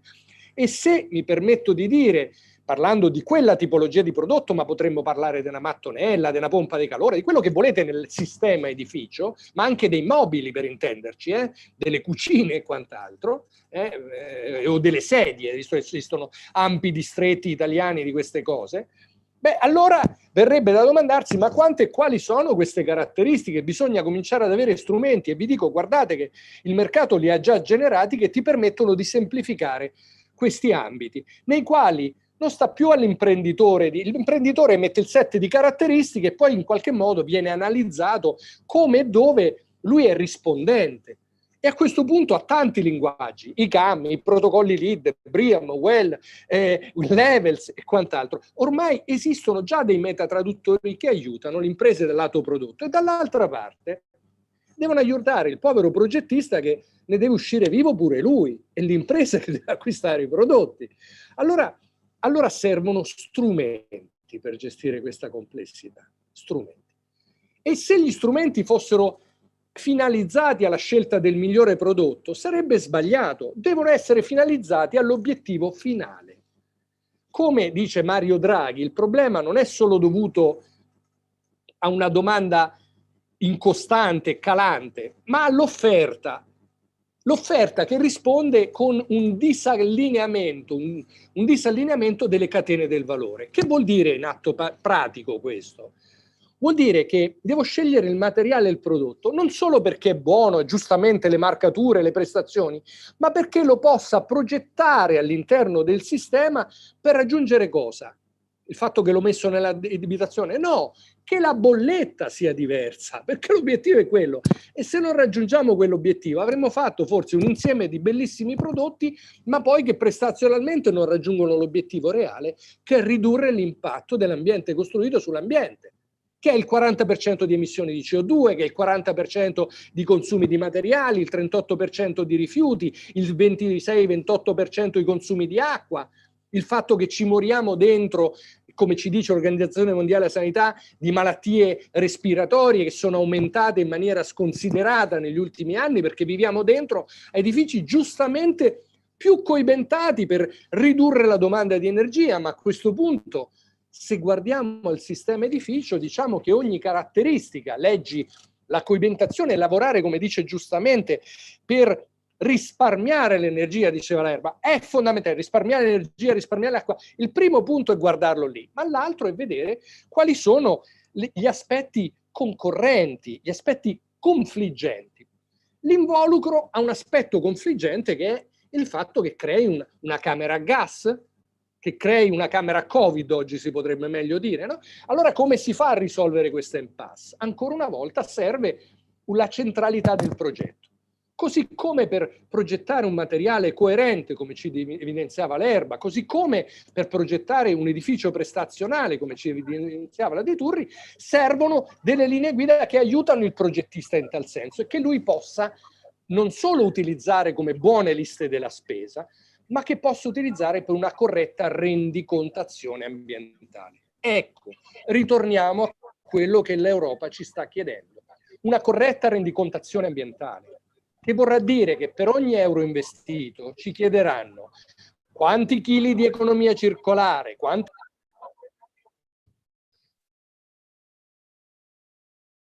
Marco, ti sei silenziato, ma devo farti chiudere. Riprendi pure la parola, non ti ho silenziato io, sai? Credo ti sia silenziato da solo, non so cosa sia successo. No, credo che il tuo pensiero sia arrivato fino... Quindi ho concluso dicendo, oggi come oggi la conclusione è questa, in verità siamo di fronte già ai pezzettini che servono. Per metterli meglio insieme dobbiamo però, credo, fare uno sforzo comune, quindi sicuramente questo consesso può essere interessante. Gli strumenti li abbiamo già da poter applicare. È stato citato da Fabio il fatto che io abbia l'onore e anche un grande onere di supportare il commissario straordinario per la ricostruzione post-sisma. Bene, allora andate a guardare cosa sta succedendo lì. Guardate che cosa stiamo facendo passare e vedrete che le prime ordinanze speciali in deroga stanno facendo entrare degli elementi potentissimi ed è un approccio anglosassone e dicono: se tu mi garantisci comunque un rischio minore, quindi una qualità ambientale complessiva dell'edificio, io ti do deroghe al codice dei contratti. Andatelo a vedere. E per la prima parte chiedono l'obbligatorietà non solo dei CAM per le opere pubbliche, quello c'è già, ma chiedono la chiusura con il protocollo energetico ambientale. Questo vuol dire, Valeria, che il mercato si apre infinitamente adesso su quell'ambito e che quello comincerà ad essere di base per la rendicontazione nazionale. Quindi bisogna muoverci insieme, perché se poi andiamo a vedere i prodotti e i materiali italiani hanno più certificazioni di quelli internazionali ed europei. Abbiamo la normativa ambientale più cogente di tutti i paesi in assoluto. Allora forse è il caso di utilizzarla.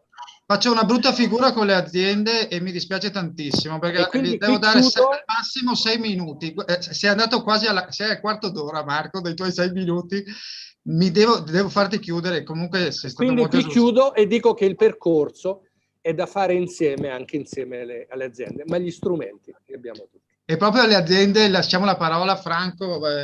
Sì, ecco, brevissimamente sono state individuate 2 aziende che io ritengo leader, diciamo, del settore, una sull'involucro, l'altra sugli impianti, perché abbiamo detto edifici NZEB vuol dire coesistenza di questi 2 fattori. Quindi la Isotex, quindi Loris Chinello, a cui purtroppo diamo pochissimi minuti per farci capire perché da sempre persegue questi obiettivi di qualità ambientale, di qualità dei materiali, di performance certificate. A te la parola, Loris. Buonasera a tutti, grazie per l'invito, no, agli organizzatori, tutto quanto.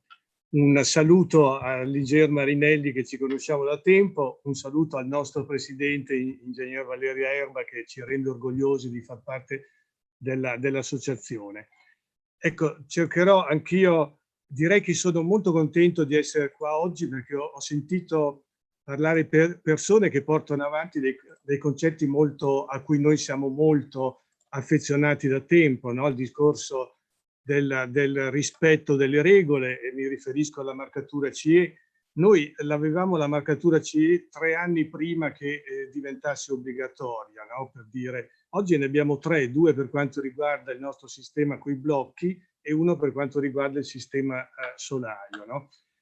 Ed è questo appunto la cosa che auspico, no? Che chi progetta, chi costruisce, quando sceglie i prodotti, faccia delle valutazioni molto attente, no? Perché in giro, credetemi, sul mercato c'è di tutto di più, no? Considerate, Isotex ha 36 anni e siamo presenti da 36 anni sul mercato italiano con circa 80.000 abitazioni realizzate e 400.000 in tutta Europa, perché Isotex è nato in Germania nel 1946, quindi è un prodotto, è un sistema costruttivo, meglio ancora decisamente, no, utilizzato e con un'esperienza notevole. Sentivo parlare prima, no, delle prestazioni che sono estremamente importanti, del comfort abitativo, no, del microclima, della salubrità che si deve venire a creare all'interno, no, di un edificio.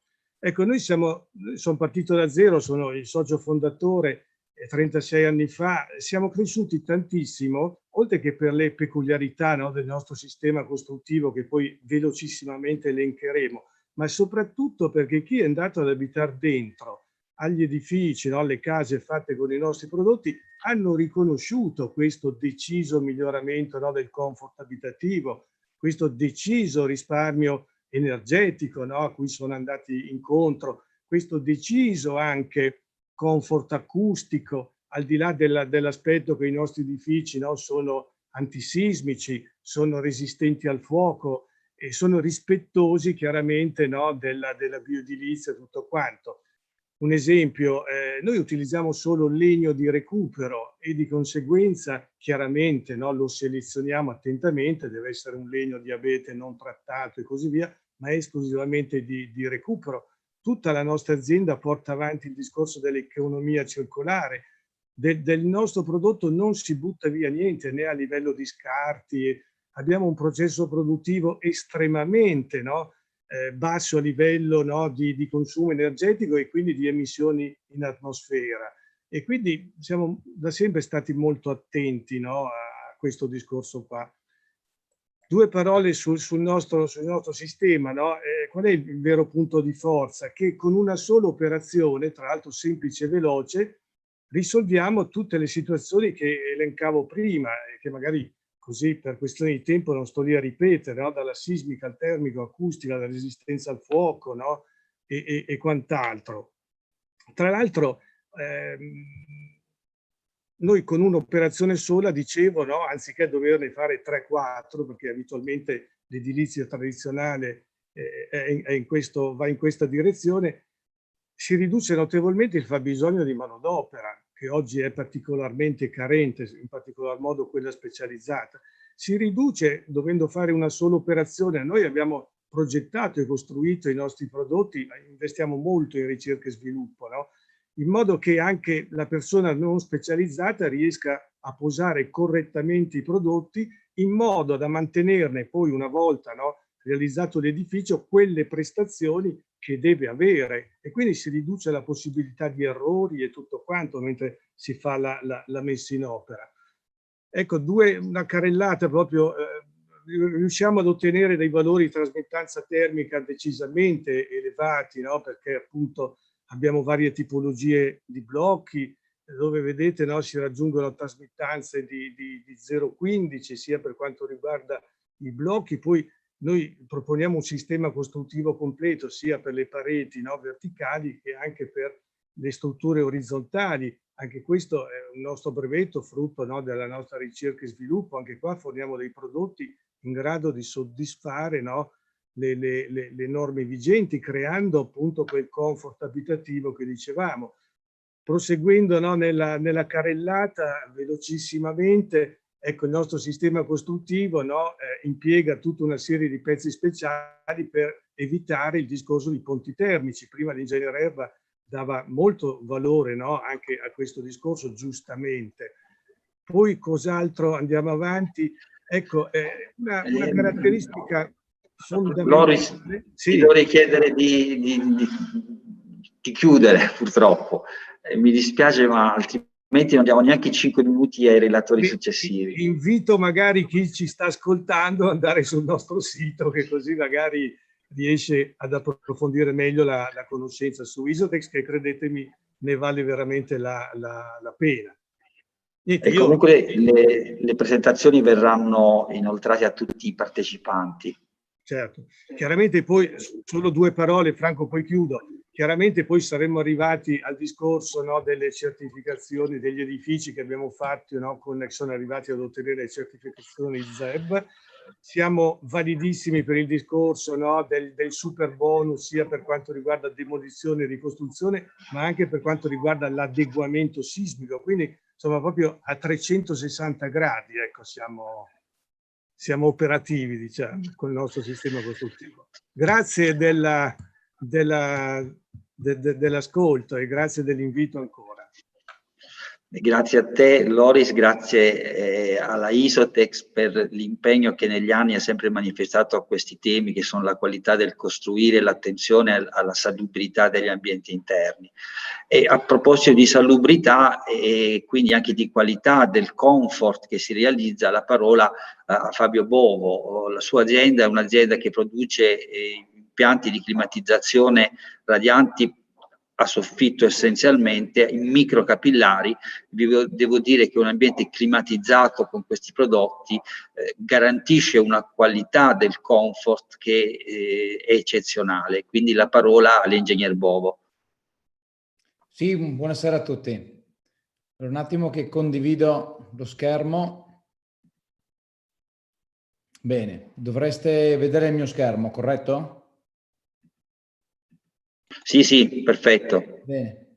Allora, ringrazio tutti i presenti, in particolare te, Franco, per l'invito. Collaboriamo, diciamo, da tantissimi anni. In questi pochi minuti vi darò, diciamo, vi presenterò quello di cui ci occupiamo noi come azienda produttrice di impianti radianti a foglia. Quindi è chiaro che io mi occupo dell'assistenza tecnica, quindi sono quello che va in giro a impolverarsi la giacca nei cantieri, per capirsi. E noi abbiamo seguito un po' quello che cercava la natura, cioè un impianto che fosse naturale, di emulare quelle cose che già erano perfette. Chiaro che, passatemi solo questa semplice metafora, è chiaro che la differenza tra il lago e il mare è abbastanza evidente. Cioè non è che gli posso dire a mia moglie: guarda, ti porto ai Caraibi, dopodiché arrivo a Verona, gli faccio vedere il lago e dopodiché no, cioè, ci fermiamo lì. Chiaro che è una questione, è chiaro che gli posso sempre dire che è sempre acqua, però sono 2 cose diverse.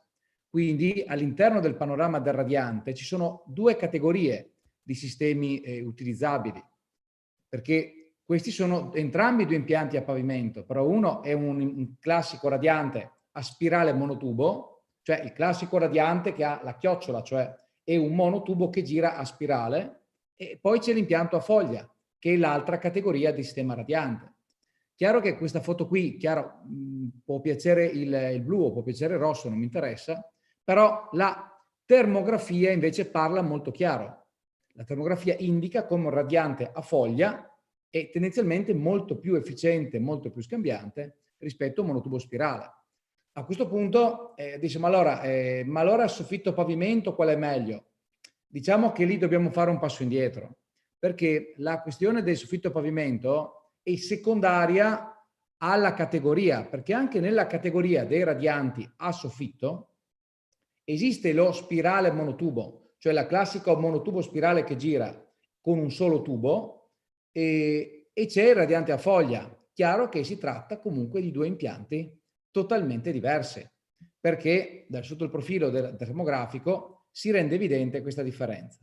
Adesso è chiaro che abbiamo fatto in 24 anni che facciamo questo lavoro, abitazioni di case private, complessi residenziali da 26.000 metri quadri, sedi di imprese che fatturano 10 miliardi di fatturato, alberghi a 5 stelle, asili, scuole materne, università, bagni turchi, celle frigorifere dei pinguini, ne abbiamo veramente un po' di tutti i colori, ok? Chiaro che se vado a vedere il riscaldamento invernale, chiaramente la Terra è tonda, penso che siamo tutti d'accordo su questa cosa qui, e la forma di riscaldamento più naturale che c'è sul pianeta è dall'alto, cioè il Sole.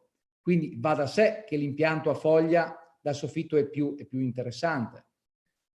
E chiaramente lavora per irraggiamento, che io do via un pochettino più veloce, parlando di certificazioni e di numeri che poi sono quelli che interessano, rispettando la normativa che richiede che non puoi stare con una mandata a più di 30 gradi, confrontando le varie rese dei monotubo spirale a pavimento o del monotubo spirale a soffitto o dell'impianto a foglia, abbiamo un confronto di rese che passiamo da una media di 30-33 watt al metro quadro contro 80. È chiaro che avere una resa di 80 watt, cioè di 2 volte e mezza, ci dà una serie di benefici, ok? Stesso gioco in raffrescamento, dove noi, rispetto agli altri, chiaramente rispetto ai sistemi ad aria, il comfort del radiante è totale, ok? Però se andiamo a confrontare le rese in fresco, è chiaro che anche lì c'è un abisso. È chiaro che avere una resa così potente spazzoli in un colpo tutti i problemi di condensa, ok? E anche qui vado via il fresco e il raffrescamento estivo, l'unica controindicazione è che non vuoi più andare in vacanza da nessun'altra parte, oltre che a casa tua, perché il comfort in raffrescamento con radiante a foglia è spettacolare. Detto questo, alcuni esempi, nel caso 110, ristrutturazioni, in soli 4 centimetri, l'isolamento, l'impianto è un rasante, si fa l'impianto. Vado via molto veloce. 2 minuti. Però si può fare anche con il sistema a cartongesso, ma si può fare anche con il sistema a pavimento. Quindi il sistema è molto eclettico. Fabio, non scorrono le diapositive, è rimasta bloccata. A me invece girano. Ecco. Però sappiate che si può fare su cartongesso, su soffitto, su pavimento e su parete. Ok? Spero che si risblocchino le slide. Se no, penso che dopo 24 anni penso di riuscire a parlare anche senza le slide. Hai un minuto, Fabio, concludi. Sì, guarda, ma diciamo che tendenzialmente il risparmio, allora, a parità di casa, a parità di coibentazione, a parità di tutto, la scelta di, cioè stessa pompa di calore, stesso tutto, diciamo che tra un radiante abbiamo dei casi, proprio tanti casi specifici, dove la differenza tra un radiante a foglia e un monotubo spirale, qui andiamo a giocare una differenza del 50% sui consumi. Quindi avere un 50% di riduzione sui consumi, che siano alti o che siano bassi, comunque è un valore importante. Anche perché poi sfruttando meglio la pompa di calore, con sicuramente energie rinnovabili come il fotovoltaico, dà degli effetti straordinari. Insomma. Quindi sicuramente questi sono tanti, cioè, ce n'è tanti da dire. Io vi invito chiaramente i presenti a visitare quelli che sono i nostri canali social, in particolare Facebook, per vedere le nostre dirette in cantiere, e vi rimando a un appuntamento dove questi 5 minuti diventano 5 ore, a un corso specialistico che terremo online, ed è un evento gratuito, il 27 di maggio. Vi invito ad andare il corso progettista di primo livello. Chi volesse approfondire la tecnologia del radiante a foglia potrà farlo totalmente liberamente proprio in questo evento creato apposta come approfondimento sul sistema radiante a foglia. Grazie Fabio. Scusami Franco, prendo io la parola. Certo. Non so se vuoi fare qualche considerazione. Ho strappato 5 minuti per la diretta per riuscire a fare concludere, a tirare le fila dalla nostra responsabile nazionale Barbara Gatto delle politiche ambientali. Approfitto, perché poi lascio a lei concludere in questi 5 minuti, di salutare tutti, ringraziarvi ancora per questo bellissimo intervento. Naturalmente ci sentiremo anche a latere per i ringraziamenti dovuti, e mi scuso naturalmente con i tempi contingentati, ma come avete capito l'online vuol dire anche essere tassativi. C'è una domanda in chat che fatta da Franz Zanne per conto di terza persona, a cui risponderò alla mail e metterò in copia Franz Zanne, in quanto adesso non abbiamo il tempo, ma sicuramente verrà soddisfatta la richiesta, per cui mi congratulo ancora con tutti per gli interventi e do la parola alla nostra responsabile Barbara Gatto per le conclusioni. Grazie. E grazie Franco, naturalmente, grazie all'ingegner Marinelli Grazie a voi, ciao Barbara. Grazie Fabio, i 5 minuti saranno sufficienti, anche perché il mio non è un intervento tecnico, quindi cercherò di tirare un po' le fila, avendo sentito tutti gli interessantissimi interventi che mi hanno preceduto. Io parto da questa considerazione, che l'edilizia fosse un tassello fondamentale non solo per la competitività del Paese, ma sempre più anche nell'ambito degli obiettivi climatici e ambientali dell'Italia e in generale. A livello globale è un dato noto, non è la prima volta che anche con CNA Veneto, ma che la CNA affronta questo tema. E la novità che abbiamo oggi è che queste riflessioni le facciamo in un contesto in cui sono state rafforzate sia le strategie di fondo a livello europeo, e adesso dirò qualcosa, ma anche gli strumenti a disposizione, poiché anche purtroppo a seguito di questa pandemia di fatto la scelta immediata è stata quella proprio di puntare sull'edilizia, in particolare sul tema della riqualificazione energetica dell'edilizia come prima leva per far riprendere la crescita del Paese. E questo è forse l'elemento più interessante e più significativo che è alla base della discussione di oggi.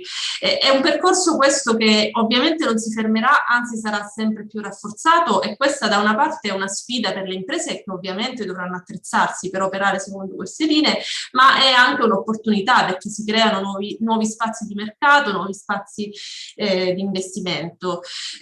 Vorrei soltanto ricordare un paio di interventi che nascono dall'Europa. Il primo, da poco è stata approvata la nuova legge sul clima, che di fatto rende ancora più vincolanti e stringenti gli impegni e il percorso dell'Europa verso la decarbonizzazione, e questo quindi richiederà sforzi sempre maggiori per tutti i settori che devono conseguire la decarbonizzazione, quindi l'edilizia ma non solo, i sistemi produttivi e quant'altro. E poi questo nuovo piano d'azione denominato Renovation Wave, che pone un percorso molto, molto stringente di ristrutturazione edilizia, puntando alla ristrutturazione profonda.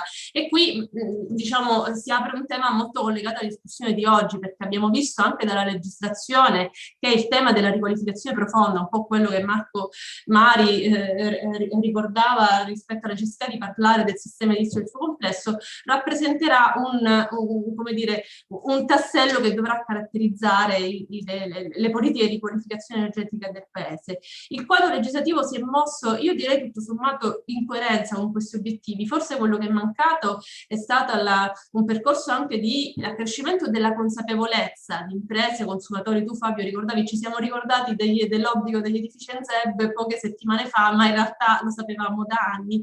Quindi forse alla scrittura delle nomine andrebbe affrontato un percorso di maggiore accompagnamento verso il raggiungimento degli obiettivi. Tra l'altro questo diventa particolarmente importante per le imprese, perché è chiaro che la complessità degli operatori del settore sarà sempre crescente, perché crescerà la complessità degli interventi e quindi crescerà la necessità di qualificazione del sistema imprenditoriale. Credo che questo sia un tema che è stato trattato forse con un po' di superficialità, questo sì, negli interventi legislativi.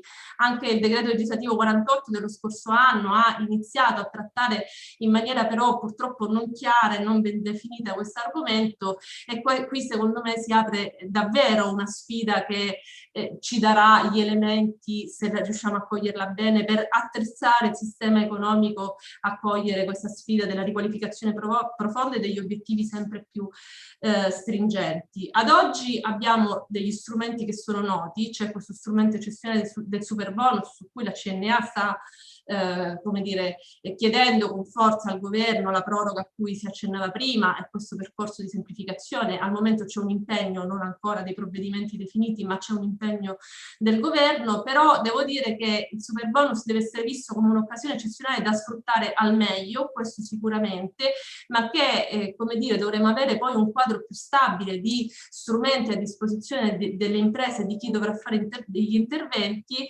che dovrà essere a mio avviso caratterizzato da un riordino della molteplicità di strumenti ad oggi disponibili, perché dovremo avere un quadro che dovrà essere più stabile e più chiaro, volto a intervenire anche dopo che il superbonus non sarà più a disposizione. E qui è chiaro che l'obiettivo di semplificazione è un obiettivo sentitissimo dalle imprese e pertanto credo che al di là di quanto contenuto nel PNRR dovremo affiancare il quadro legislativo con un intervento di riordino, definizione e stabilizzazione degli strumenti con cui accompagnare e potenziare questo percorso di ristrutturazione e riqualificazione profonda. Il tutto si inserisce in un ragionamento più ampio di cui non ho il tempo di parlare oggi, di riqualificazione urbana.